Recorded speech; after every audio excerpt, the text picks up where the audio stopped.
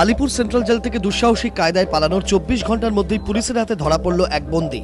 বৃহস্পতিবার গভীর রাতে পলাতক 3 বন্দীর মধ্যে অন্যতম আজিম মিস্ত্রিকে শনিবার বারুইপুরের খোদার বাজার এলাকা থেকে গ্রেপ্তার করে দক্ষিণ 24 পরগনা জেলা পুলিশ।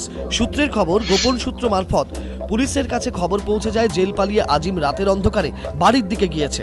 সেই মতো আজিমের বাড়ির কাছে ওত পাতে দক্ষিণ 24 পরগনা জেলা পুলিশ। সেখানে পৌঁছতেই আজিমকে পাকড়াও করা হয়। শনিবার বেলায় জেলা পুলিশ আজিমকে কলকাতা পুলিশের হাতে তুলে দেয়, কারণ জেল পালানোর ঘটনায় কারা কর্তৃপক্ষের তরফে আলিপুর থানায় দায়ের করা মামলায় অভিযুক্ত সে।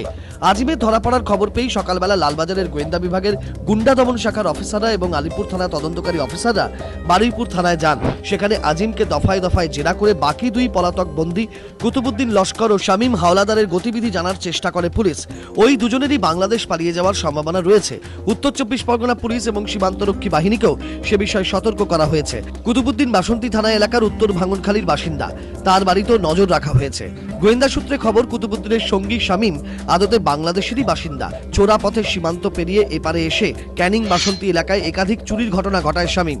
পরে কুতুবুদ্দিনের সঙ্গে ডাকাত দলে ভিড়ে যায়। তদন্তকারীদের সন্দেহ, শামীমের সাহায্য নিয়ে কুতুব বাংলাদেশে পালানোর চেষ্টা করতে পারে।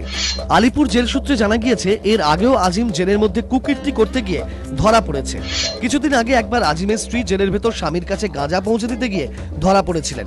আলিপুরের আগে ডায়মন্ড হারবার জেলে থাকাকালীনও আজিম 5 জন বন্দীকে নিয়ে পালিয়েছিল।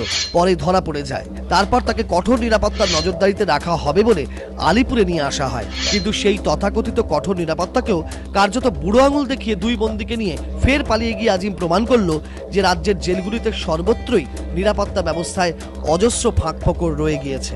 প্রবীর চক্রবর্তী ও রঞ্জিত হালদার, এবিপি আনন্দ।